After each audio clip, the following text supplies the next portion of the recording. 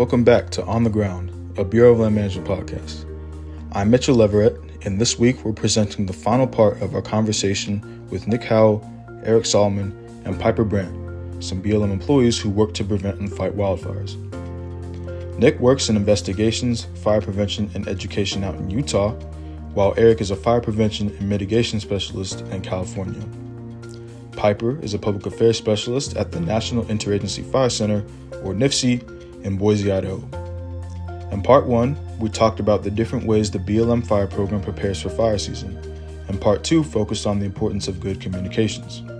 For the final part of the series, Nick, Eric, and Piper will tell us about efforts to educate the public about fire prevention. So I'm going to go ahead and shift into the final portion of the episode, the portion that's primarily dedicated to both educating the listener on the severity and frequency of fires through stats and numbers from NIFC, as well as leaving the listener with various fire prevention tips, tricks, and pointers that they can implement as they make their own plans to go recreate on public lands. Now, in the past 2 decades, over 50% of the wildfire acreage burned in the continental U.S. was on shrublands and grasslands. Now, for you firefighters, Nick and Eric, does this land description match up with some of the areas that you guys tend to most often? Yes, I think this description of the shrublands and grasslands definitely applies to my two districts. We have some pretty diverse landscapes where I work here in Utah.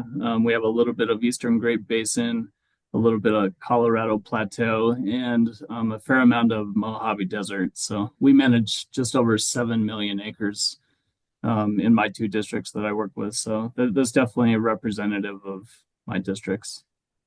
I definitely agree with that as well. Working in the high desert here, working on the California Desert District, definitely some of the areas that we primarily work in, and more of our areas that are occupied by folks recreating and using public lands are some of those lighter, flashier fuels and grasses. So, and a lot of we have several large highways that run through our area as well that connect with the Bureau of Land Management areas that we fight fire on. So that creates definitely some challenges with us, especially when we have a lot of grass growing and those grass fields are continuous, causes a bit of a problem for us, both on the suppression side and on the prevention side. So that's why we try to have as many folks out in our area talking to folks as possible to try to mitigate that risk and use fuels treatments to try to manage that hazard and that risk. Of course. What do you guys think are some of the leading causes for the human caused fires? Like what are the sparks for those? You guys were talking about cigarette butts being thrown out, lighters, cars being parked. What are some of the top causes for those human caused fires? Yeah, that's a great question, Chase. In my two districts here, well, Utah in general, one of the primary causes of unwanted human-caused fires is vehicles traveling along travel corridors. So when I have conversations with people regarding proper vehicle maintenance, a lot of people don't understand what that looks like. So yeah, we do have a lot of fires started by people dragging chains on trailers, blown tires, just not replacing their tires, after they get worn out. Those steel belts go off into the grass and spark a fire. I also have a fair amount of exhaust related fires those are usually caused by poorly maintained or poorly working exhaust systems on vehicles. And then on years when we have a lot of grass in the lower elevations, we usually have 3 or 4 target shooting related fires as well. So raising the public awareness that, hey, this is possible. This is typically what we see day in and day out. It contributes to our, average 400 wildfire year statistics. I think it really drives the point home that it does happen. It happens frequently, and there are things we can do to prevent those fires from taking place. And my district definitely shares all those as well. The big travel corridors are it's such a challenge for us to try to prevent fires in those areas. And then for us, we have a huge off highway vehicle area out here. It's during the winter months especially. It's incredibly popular. It's we can get upwards of 100,000 people in some of our largest populated recreation areas, especially on some of the larger holiday weekends. And with that much mechanical equipment out, it definitely puts us on edge and gets us out talking to folks and trying to teach folks how to be careful with that. And the dragging of trailer chains is something that we've definitely struggled with for a long time. And actually, just a couple of days ago, driving to work, saw a trailer that was dragging chains and throwing sparks, and it was kind of amazing just how many sparks one chain can throw when it's at freeway speeds being dragged behind a trailer. But luckily, that person was stopped by law enforcement, and I'm sure they let those folks know what was happening and mitigated that. So that's that partnership that we share, and I think everyone's on the lookout for that. And with fire prevention being everybody's business, I'm grateful that we have other agencies that help us out with that. Okay, yeah, because I was gonna eventually step into the realm of just maybe asking, have you guys ever thought about using law enforcement as a way to get rid of these methods that can obviously start fires, like the chains, or just littering, people throwing their cigarette butts out the window when they're driving, things like that. But it looks like you guys are already on top of that, which is great. So I do have some additional stats. Roughly between 85% and 90% of wildfires are human caused. According to some NIFC stats, there was a 14% increase in the number of human caused fires from the 2023 fire season to the 2024 fire season. And there was a 203% increase in the amount of burned acreage between the 2023 and 2024 fire seasons as well. Now, as it's clear that wildfires can affect anybody at any time, what are some key fire awareness, fire prevention rules of thumb that you hope listeners take away from this episode today? What I'm seeing in Utah is our bigger fire seasons are directly correlated with weather and long-term drought conditions. So it's kind of one of those things before you decide you're going to go out and recreate. Number one would be have a good solid plan. Make sure that preparedness is part of that plan. And a big part of preventing fires is their basic things like checking the weather conditions. What are the winds? Am I doing this activity in a location that is appropriate or a higher risk for fire danger versus going down the road a few miles to maybe a lower fire danger condition area that might help prevent fires. But yeah, the biggest thing is recreate responsibly. Make sure you're prepared before recreating outdoors. Take things like fire extinguishers, shovels. Have a basic plan and have fire prevention be a part of that plan. I would say that very much applies to Utah's situation.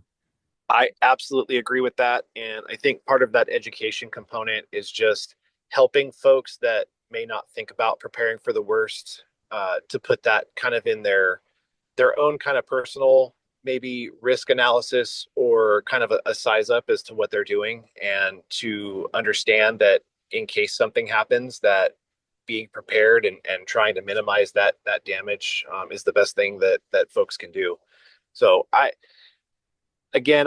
it's such a privilege to protect public lands like that, and I think that folks that are in wildfire prevention really are amazing folks, and I love all the folks that I work with, and I couldn't be more proud of the work that we're putting in. And although the stats vary year to year and there's so many variables, I think that our education is working, and we're still out talking to the public, and we're out in communities, and we're participating in these education events and places where we can talk about that. And I think that has really helped us to reduce our human caused fires.